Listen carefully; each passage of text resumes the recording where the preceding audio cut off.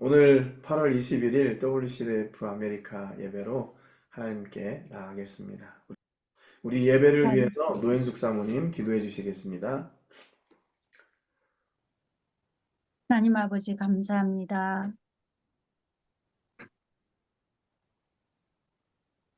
날마다 저희를 모양으로 하나님께서 지켜주심을 다시 한번 감사드리고 주님께 찬송과 영광을 올려드립니다.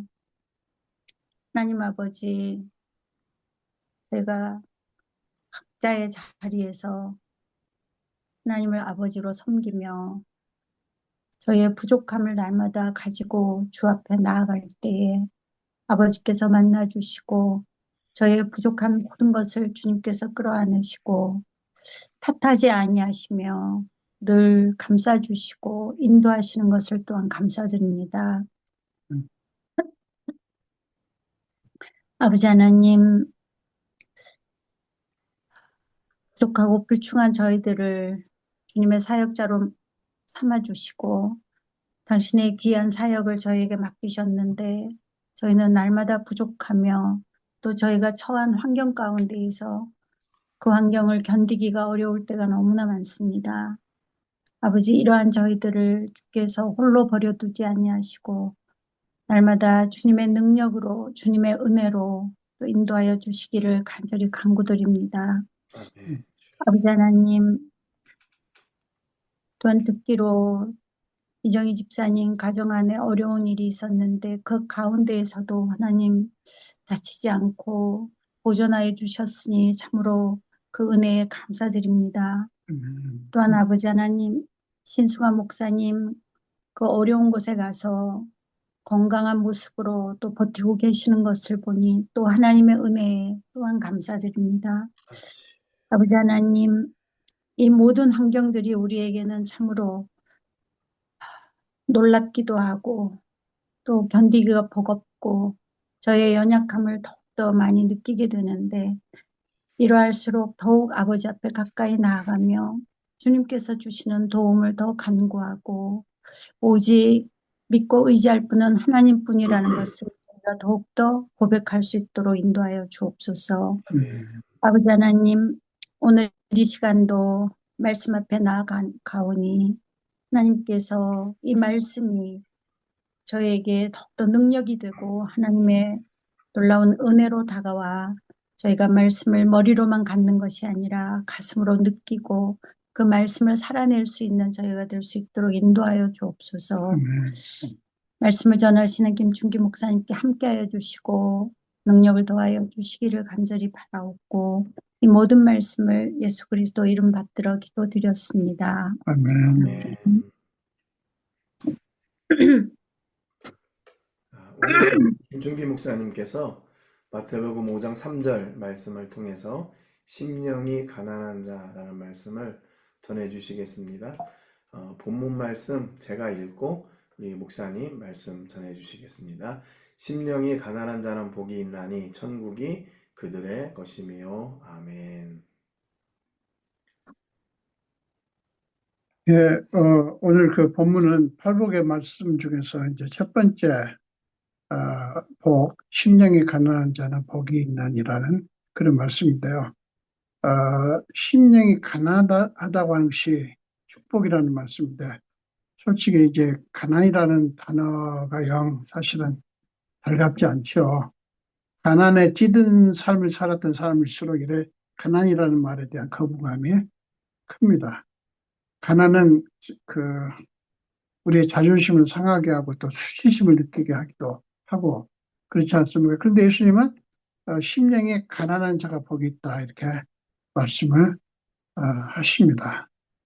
근데 이제 그렇게 말씀하신 이유가 이 8가지의 복이 다 그렇지만 기독교 본질을 보여주는 것이지만 특히 심령의 가난함은 기독교 본질 중에 본질 중에 본질을 보여준다고 생각합니다. 기독교 본질이 뭐예요? 예수를 믿는 것이고, 예수님을 믿음으로써, 그 영혼의 구원을 받고, 우리가 하나님께서 예비하신 그 나라에 들어간다는 거 아닙니까? 사실 그 예수를 믿는다고 하는 그 본질이 되게 쉬운데 사실은 그대로 믿고 살기가 쉽지가 않은 게 문제죠. 물론 예수를 믿으면 뭐 문제들이 해결이 되고 경제적인 상황이 좋아지고 혹은 병이 낫기도 하고 뭐 등등 눈에 보이는 축복들이 주어집니다. 그래서 이제 그런 것들을 얻으면 이제 하나님께서 나와 함께 하시고 나를 사랑하신다 이렇게 생각할 수가 있고, 그렇지 않으면 하나님이 나에 대한 관심이 없으신가? 뭐 이런 식으로 생각을 합니다. 맞아요. 하나님이 우리를 사랑하시기 때문에 우리에게 여러 가지 축복을 주시는 거 맞습니다. 그러나 그게 기독교 신앙의 본질은 아니죠. 그런 것을 얻는 것이 신앙의 주 목적이 아니라는 말인 것입니다. 신앙의 본질은 예수를 믿음으로써 주님이 우리 안에, 우리가 주님 안에 거하는 관계, 요한복음 15장 5절 말씀처럼 주님이 우리 안에, 그리고 우리가 주님 안에 있는 거하는 그런 관계를 맺는 것이고, 날마다 그분께 가까워지는 것이고, 그분을 쫓아가는 것이고, 그분을 점점 더 닮아가는 것 아닙니까? 이것이 우리의 간절한 소원이 되어야 하는 거예요. 우리 338장 찬송을 보면 그 사라 아담스라고 하는 분이 그 작시를 했는데, 거기 보면 내 주를 가까이 하게 하면 십자가 점 같은 고석이나 내 일생 소원은 늘 찬송하면서 주께 더 나아가기 원합니다. 내 고생하는 것 옛 야곱이 돌베개 짚고 잠 같습니다. 꿈에도 소원이 늘 찬송하면서 주께 더 나아가기 원합니다. 이 작시자의 고백이 감동을 주는 것은 주께 더 나가기 원한다고 하는 그런 소원을 이렇게 표현하기 때문이에요. 자신의 상황이 어떻게 변하든 상관없이 자신의 소원은 주께 더 나가는 것이라고 고백을 한 것이거든요. 자, 이 찬송 작시자에게 338장 찬송 작시자에게 간절한 마음을 발동시킨 소원은 다른 것이 아니라 주께 더 나가는 것이었어요. 이처럼 날마다 주님과 더 가까워지고 날마다 주님을 더 쫓아가고 날마다 더 주님을 닮아가고 싶은 소원이 있고, 그것을 향해서 우리의 마음이 간절하다면 우리는 심령이 가난한 사람인 것이죠. 심령이 가난하다고 하는 것은 그렇기 때문에 하나님 앞에서 우리가 얼마나 무능하고 연약한 존재인가를 깨닫는 거예요. 그걸 깨닫는 사람만이 하나님의 필요를 느끼고 소망을 하나님께 두고 목마른 사슴이 물을 찾아 갈급하듯 하나님을 찾게 되는 것이죠. 그것이 심령이 가난한 거예요. 다윗은 시편 40편 7절에서 이렇게 표현을 합니다. 나는 가난하고 궁핍하오나 주께서는 나를 생각하시오니 주는 나의 도움이시오 나를 건지시는 이시라 나의 하나님이여 지체하지 마소서. 다윗은 자신이 하나님 앞에서 얼마나 무능한 죄인가를 깨닫고 간절히 하나님을 찾은 거예요. 또 시편 42편 저자도 다윗처럼 이렇게 부르짖죠. 시편 42편 5절에 보면 내 영혼아 네가 어찌하여 낙심하며 어찌하여 내 속에서 불안해하는가. 너는 하나님께 소망을 두라. 그가 나타나 도우심으로 말미암아 내가 여전히 찬송하리로다. 낙심하며 시험에 빠진 시인은 스스로에게 하나님께 소망을 두고 그를 찬송하라고 촉구합니다. 스스로를 촉구하는 거예요. 두 시인, 즉 다윗과 이 시편 42편을 쓴 고라 자손의 가난과 궁핍, 낙심과 불안이 그들에게 간절히 하나님을 찾고 싶은 소원을 발동시킨 거예요. 그런 의미에서 그들의 심령의 가난함, 그 뭡니까? 가난과 궁핍, 낙심과 불안은 그들에게 복이 된 거예요. 그런 상황이 그들에게 하나님을 찾고 싶은 소원을 일으켰기 때문에 그래요. 심령의 가난함이 하나님을 찾고 싶은 소원을 일으켰기 때문에 복이 있다 하는 것입니다. 그렇습니다. 심령이 가난한 상태에 있는 것은 하나님의 은혜로 가는 지름길이에요. 왜냐하면 심령이 가난한 사람은 오직 하나님께 소망을 두고 소망이 있음을 깨닫고 하나님을 간절히 찾기 때문에 그렇습니다. 자기 자신을 의지할 만한 것들이 많은 사람들일수록요, 그런 사람들은 어지간해서는 하나님을 찾지 않죠. 하나님을 찾을 필요가 없다고 믿기 때문에 그래요. 하나님 없이도 잘 되거든요. 근데 그게 정말 축복일까요? 하나님을 찾을 필요가 없는 게, 아무것도 아쉬운 게 없는 게 정말 축복일까 하는 거예요. 살다 보면 우리는 그동안 우리를 받쳐주었던, 지탱해 주었던 주춧돌 같은 것들이 무너지는 경험을 할 때가 있습니다. 생각하고 싶지도 않은 그런 아픔이죠. 그런데 영적으로 보면 그렇게 된 것이 실상은 하나님의 은혜로의 길을 가로막고 있던 장애물이 무너지고 벗겨지고 비워지는 거예요. 믿음의 눈으로 볼 때 그렇습니다. 그것은 외부적으로 주어진 심령의 가난함이에요. 영적으로 지혜로운 사람은 그것을 거부하지 않고 기꺼이 받아들일 줄 압니다. 그것과 달리 내부적으로, 즉 자발적으로 심령의 가난함을 선택하는 사람들도 있습니다. 사도 바울이 그런 사람이었어요. 우리 빌립보서 3장 7절부터 9절 앞부분을 보면 이렇게 말씀하죠. 그러나 무엇인지 내게 유익하던 것을 내가 그리스도를 위하여 다 해로 여길 뿐더러 또한 모든 것을 해로 여김은 내 주 그리스도 예수를 아는 지식이 가장 고상하기 때문이다. 내가 그를 위하여 모든 것을 잃어버리고 배설물로 여김은 그리스도를 얻고 그 안에서 발견되려 함이니, 이렇게 말씀하거든요.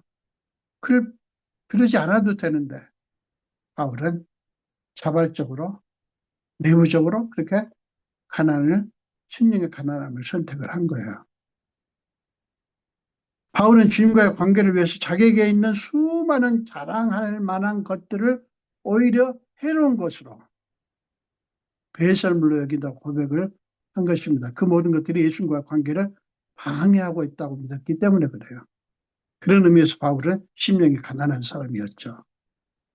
여러분, 심령이 가난한 사람은 무엇이 예수님과 나와의 관계를 방해하는가, 무엇이 나와 예수님의 사이를 방해하는가에 관심을 갖고 그것을 찾아내려고 애를 쓰고 고치려고 애를 씁니다. 심령이 가난한 사람은 그래요. 관심이 거기에 있어요. 이것이 지금 내가 얻은 것이, 내가 가진 것이 예수님과 관계를 어떻게 만들어주는 걸 자꾸 생각을 하는 거예요. 그 생각만 해도 딱딱 보이지 않습니까? 이게 지금 하나님과 나 사이를 가로막는구나. 이게 지금 나와 예수님 관계를 가로막는구나 하는 것들이 떠오르지 않습니까? 그게 복인 것 같아요. 바울은 로마서 7장 21절 이하에 보면 거대한 죄의 힘 앞에서 자기 힘으로는 아무것도 할 수 없다는 것을 통렬하게 깨닫고 탄식하는 장면이 나옵니다. 로마서 7장 21절 이하에 보면 이런 말씀이 나오죠. 내가 한 법을 깨달았느니 곧 선을 행하기 원하는 나에게 악이 함께 있는 것이로다. 내 속사람으로는 하나님의 법을 즐거워하되 내 지체 속에서 한 다른 법이 내 마음의 법과 싸워 내 지체 속에 있는 죄의 법으로 나를 사로잡는 것을 보는도다. 그리고 24절, 오라 나는 공고한 사람이로다. 이 사망의 몸에서 누가 나를 건져내랴. 오라 나는 공고한 사람이더라는 얘기를, 이런 얘기를, 진짜 미치겠네, 이런 뜻이에요. 정말 그런 탄식이 절로 나올 때가 있지 않습니까? 우리 자신을 보면 정말 미치겠어요. 이게 아닌 거 아는데, 자꾸 이게 아닌 걸 아는데 그 아닌 것으로 자꾸 마음이 흘러가고 그런 것들을 탐하는 모습이 우리한테 있단 말이에요. 정말 우리에게 이런 탄식이 있다면 사실은 그것이 우리가 심령이 가난한 사람이라고 하는 것을 보여주는 것이죠. 가난한 심령은요, 계속해서 하나님을 바라보고 하나님을 찾고 싶은 소원을 일으키기 때문에, 그것 때문에 복인 거예요. 우리가 영적인 무력감을 느끼면서 그 무력감 때문에 더욱더 하나님을 간절히 찾을 수밖에 없게 되는 상태가 될 때, 그것이 역설적으로 우리를 살게 하지 않습니까? 영적인 무력감 때문에 고통을 느낀다는 것은 우리의 영이 살아있다는 증거잖아요. 그런데 여러분, 신자들 중에는 하나님을 향한 간절함도 없고 스스로 만족한 채 더 잘 믿고 싶은 욕구도 없고 하나님 뜻대로 살고자 하는 열망도 없는 사람들이 많습니다. 라오디아 교회가 그랬지 않습니까? 하나님은 착각에 빠진 라오디아 교회를 책망하시는 말씀이 요한계시록 3장 17절에 있잖아요. 네가 말하기를 나는 부자라 부여하여 부족한 것이 없다 하나 네 곤고한 것과 가려는 것과 가난한 것과 눈먼 것과 벌거벗은 것을 알지 못하는도다. 하나님은 인간적인 많은 누리며 라오디게아 교회가 그랬던 것 같아요. 많은 특권을 누리며 자만에 빠져 착각하고 있는 그들을 책망하신 거예요. 자기들의 인간적인 자신감이 하나님과 관계를 가로막고 있다는 실상조차 깨닫지 못할 만큼 그들은 영적으로 무지한 상태에 빠져 있었던 거예요. 하나님은 그들을 향해서 뭐라고 합니까? 꾸짖습니까? 책망합니까? 너희야말로 곤고하고 아련하고 가난하고 눈멀고 벌거벗은 자라고 책망을 하셨어요. 제가 언제가 말씀드린 분인지 모르겠는데 에일 대학, 노트르담 대학, 하버드 대학의 영성 신학교 교수였던 헨리 나우에는 그의 책 예수님의 이름으로 라는 책에서 이렇게 고백을 하죠. 그대로 제가 인용하겠습니다. 학교에서 목회 상담, 목회 신학과 기독교 영상 신학 교수로서 20년을 지낸 후에 나는 깊은 내적 위협을 경험하기 시작했습니다. 내 나이 50세가 되었을 때 나는 나이를 곱절로 먹었다는 것을 믿을 수가 없었으며 이런 간단한 질문에 직면하게 되었습니다. 나이를 더 먹는다는 것이 나를 예수님께로 더 가까이 나아가게 했는가? 나는 25년간 성직 생활을 했건만 기도도 제대로 못하고 다른 사람들부터 동떨어져 있는 편이며 긴급한 문제들에만 사로잡혀 있는 나 자신을 발견했습니다. 모든 사람들이 내가 아주 잘하고 있다고 했지만 나의 성공이 나의 영혼을 위험에 빠뜨리고 있다고 하는 내면의 소리를 나는 들었습니다. 다른 사람 보기에는 아무런 문제가 없고 모든 게 잘 돼가는 그런 사람이었어요. 그러나 그 자신은 무력감을 느끼며 영혼의 위기감을 느낀 거예요. 그래서 헨리 나우에는 자신의 모든 특권을 버리고 정신장애인 공동체인 아르시로 들어갑니다. 인간적인 특권은 다 잃어버렸지만 하나님을 얻었기에 그는 거기서 나는 참으로 행복한 사람입니다 라고 고백하며 남은 삶을 장애인들과 함께 살았습니다. 하나님의 사람들의 진짜 자랑거리가 무엇이고 참된 자신감이 뭡니까? 재분이나 명예나 권세나 유명함이 아니라 우리의 심령이 가난한 거예요. 너나 할 것 없이 심지어는 주의 종들까지도 유명해지려고만 애를 씁니다. 그 TV에 나오는 게 뭐가 그렇게 귀하다고 거기 나오려고 돈을 그냥 몇백만 원씩 집어넣는 사람들이 있는가 하면 도대체 뭐 하자는 건지 모르겠어요. 주님은 가난한 심령을 기뻐하시고 심령이 가난한 자에게 들어오셔서 영원히 함께 거하시면서 우리의 삶을 풍성하게 채워주십니다. 그때 우리에게는 천국을 얻은 자의 삶이 이루어져요. 여러분, 우리 소유에 대한 미련, 무엇을 해야 된다는 미련, 어디에 가야 된다는 미련, 무엇을 반드시 이루어야 된다는 그 집착을 내려놓았으면 좋겠습니다. 우리는 무엇을 하기 위해서 이 땅에 보낸받은 것도 아니고요. 무엇을 이루기 위해서도 아니고요. 하나님은 우리와 그냥 나는 너 안에, 너는 내 안에 이 관계 속에 있기를 원합니다. 그 관계가 단단해지고 잘 갖춰지고 그게 정착이 된 후 거기서 나오는 능력으로 힘으로 주님을 섬기고 여러 가지를 할 수 있는 것이죠. 이것을 잃으면 우리는 아무것도 아니에요. 우리는 주님 안에, 주님은 우리 안에 거하는 관계 속에 사는 거, 여기에 온통 우리 마음이 모아지지 않으면 안 될 것 같아요. 5천원을 얻는 것이 아니라 하나님과 그분이 주시는 생명을 얻고 그분의 은혜 안에 있어야 모든 것을 얻는 것 아닙니까? 이런 축복이 우리 안에 넘쳤으면 좋겠습니다. 기도하겠습니다. 예수님 감사합니다. 오늘도 생명 주시고 이렇게 함께 이렇게 이곳저곳으로 흩어져 있지만 그러나 시간적인 같은 시간에 만날 수 있게 해주셔서 감사합니다. 아버지, 심령이 가난한 것이 우리는 모르지 않습니다. 압니다. 근데 솔직히 우리 속에는 예수님 말고도 수많은 것들이 가득 차 있습니다. 우리는 분명히 압니다. 예수님이 우리의 모든 것이고 예수님이 우리의 생명이시고 우리의 구원이시고 우리의 길이고 진리고 생명이고 모든 것 되심을 분명히 압니다. 근데 솔직히 고백할 수밖에 없는 것은 우리는 예수님 말고도 의지할 것도 많고 바라는 것도 많고 예수님 없이도 잘 되어가는 것, 그런 모습들이 우리 속에 있음을 고백합니다. 아버지여, 우리가 주님 나라에 갈 때까지 우리가 늘 주님 안에, 주님 우리 안에 계시는 그 관계가 더 든든해지는 그런 믿음의 삶이 되게 하여 주옵소서. 감사드렸고 예수 이름으로 기도합니다. 아멘.